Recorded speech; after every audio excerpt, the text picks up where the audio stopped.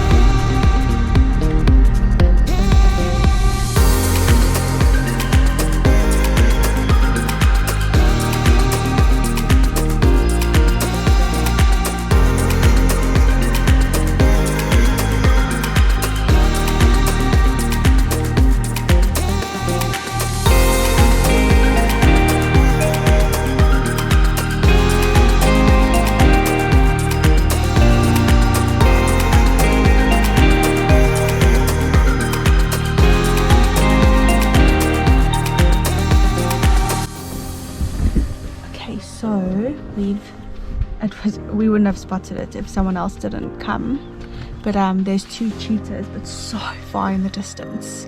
But he's just come out in a clearing now. You can just see him popping his head up. So it looks, we actually thought a log, so we were watching the log for a while, then we realized the log's not the cheetah. But it's very cool that we get to see cheetah again. We only saw like a little bit on the first day, but there's 2 of them. They're behind a bush, but we're getting a good shot on the camera. We're going to just wait with them just a little bit longer. Maybe they get up and we can see them walking around. Good job, it's pretty awesome.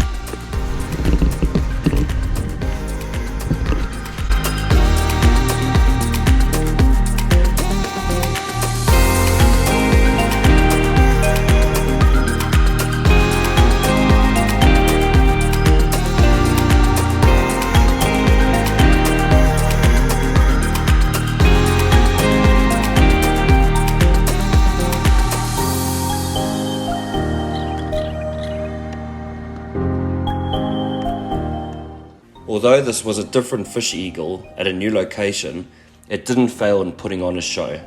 It surprised us by taking multiple swoops at a semi-submerged crocodile. We thought we were going to witness a real battle, as the croc was clearly way too big for the ambitious eagle, but nonetheless we had the camera locked and loaded. After a few more attempts, the eagle wisely chose a safer and ready-to-go meal, roadkill.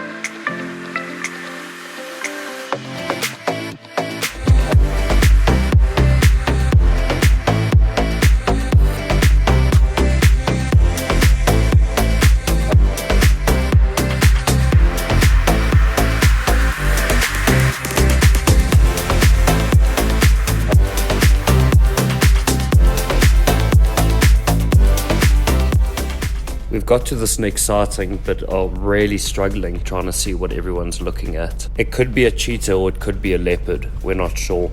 Alright guys, so just to follow up on that, it looks like it actually is a leopard, but it's a long way off there, and either these people saw him walking or nothing short of a miracle, because you could almost just see the tops of his ears sticking out, and it was by the time we spotted him it was too quick, we weren't recording, but he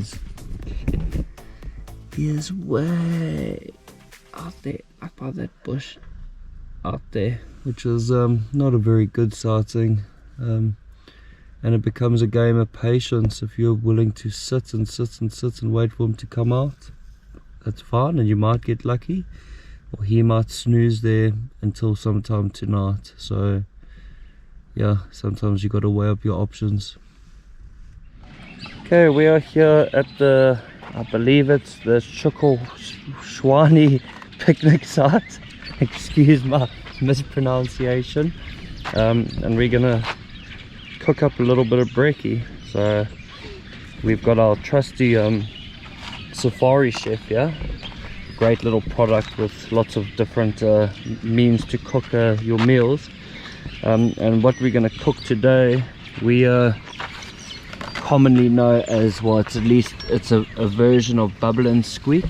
So we got here our tomato and onion mix, which we'll probably only use about half the tin.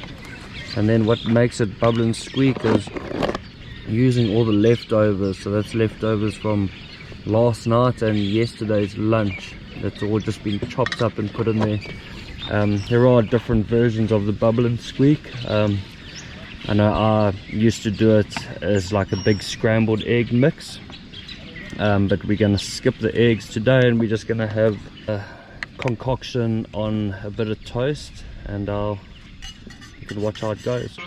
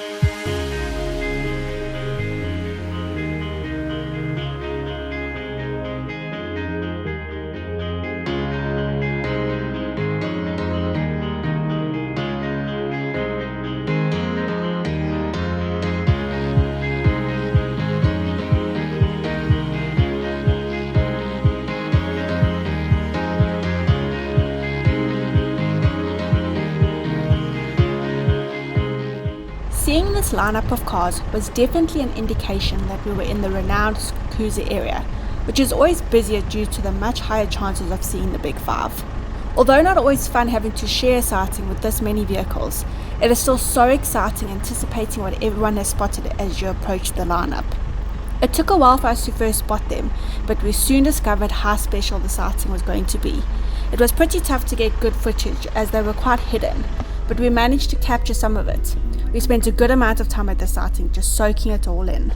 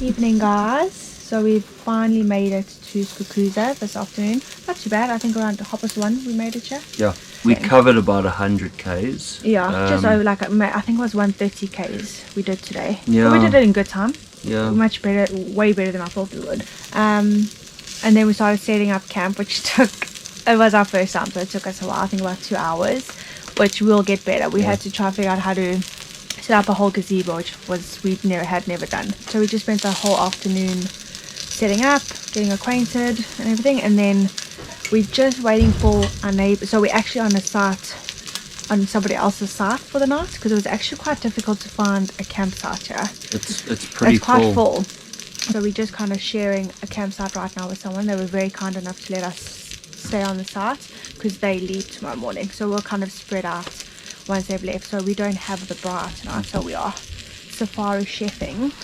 So the same thing we used safari for chef breakfast wins the this day morning. again, yeah. So we're just doing some chicken wings. I've got some spicy beans and some couscous. And then once that's done, I think we'll have another early night.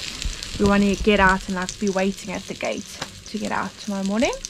And then we want to get back in time before our neighbours leave, so we can kind of claim the spot and spread out, and then we'll have the braai area tomorrow. I think one thing I was unaware of is that's how it is. You're not dedicated a camping spot. It's kind of like a free for all. Which I feel like they should do. They should like number every camping spot, and you get given a spot. Yeah. I think that would lessen the chaos that the campsites kind of have in the Kruger. But anyways, otherwise the ablutions are so clean and tidy. It's very resorty feeling, but I mean that's Skukuza. Like you in the main like hub of the Kruger. Yeah. But it's still a good feel. It's a little town within the Kruger. It's definitely, it's not as yeah. wild as Tamboti. Like, we're not fighting off the badgers or chasing the monkeys. We don't have the hyenas, and we definitely don't have the cute genets popping up as we're cooking a meal. We can actually be outside with food and not be like batting off all the pests. I see quite a few cool sightings. We saw a really nice sighting of lion with 6 cubs, and we saw 2 females. We think there were a few more, but it was a little bit hidden, but it was a really cool sight. Vulture sightings. Yeah, the vulture sighting was really cool. Yeah, very cool, like little things, which you guys mainly probably saw in this video already. But we had to keep up the pace to get you at a certain time. I mean, the Skukuza area is renowned for game viewing, so we're really excited to see. I'm really hoping a leopard. That would be so cool. Yeah. But yeah, we'll just take whatever the bush is willing to show us. But yeah, that's it for day 4. Catch you in the morning. Thank you for watching day 4 of our Kruger Park vlog. We look forward to exploring around Skukuza tomorrow, as we have never been in this area before. Your support by liking this video, commenting or subscribing is so appreciated. You can also catch us on Instagram and TikTok at The Roaming Butlers. See you all in the next one.